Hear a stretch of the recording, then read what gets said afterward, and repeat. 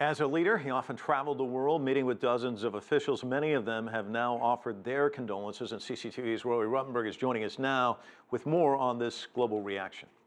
Mike, Shimon Peres was definitely a man who evolved, without a doubt, over the years, and perspectives of Peres evolved with him, and depending on where you were standing and when. Until recent years, Shimon Peres was seen as a divisive figure inside of Israel, at times hawkish, at times more of a dove. But after getting a Nobel Peace Prize and following the assassination of Yitzhak Rabin, his partner in that process, Peres solidified his image abroad, particularly in the West, as a pursuer of peace. Shimon Peres will be hugely missed. A great gap exists now.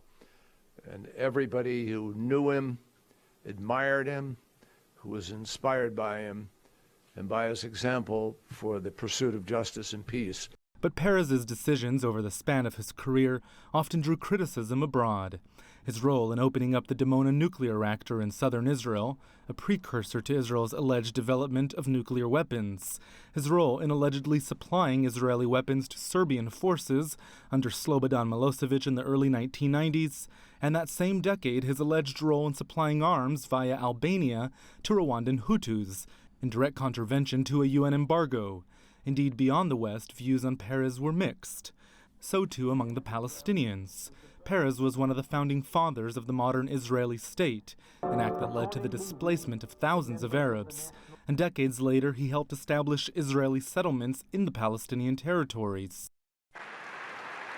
But under the Oslo Peace Accords, Peres effectively helped bring Yasser Arafat, the Palestinian leader in exile, back to Ramallah, and then worked with the Fatah-led Palestinian Authority, which sent its condolences on Wednesday, with Palestinian President Mahmoud Abbas writing, Peres was a partner in making the brave peace, and made unremitting efforts to reach a lasting peace from the Oslo Agreement until the final moments of his life. But even in his final days as Israeli president, Peres supported Israeli military action in Gaza, the strip of Palestinian territory led by Hamas. His death is the end of a phase in the history of this occupation and the beginning of a new phase of weakness. The Palestinian people are very happy by the passing of this criminal who caused their blood to be shed. But many saw Peres as a bridge between the Israelis and Palestinians. Chinese President Xi Jinping, who also sent his condolences, called Peres the founder of the peace process. He also praised Peres for the, quote, positive contributions he made to the development of ties between China and Israel. Peres was a frequent visitor to the U.S. Indeed, many will remember him pictured alongside Rabin and Arafat outside the White House in 1993. 20 years later, he returned here to Washington and was welcomed with a rare honor for a non-American, Presidential Medal of Freedom given to him by Barack Obama, who will attend Peres' funeral later this week. Mike? Roy, thanks so much.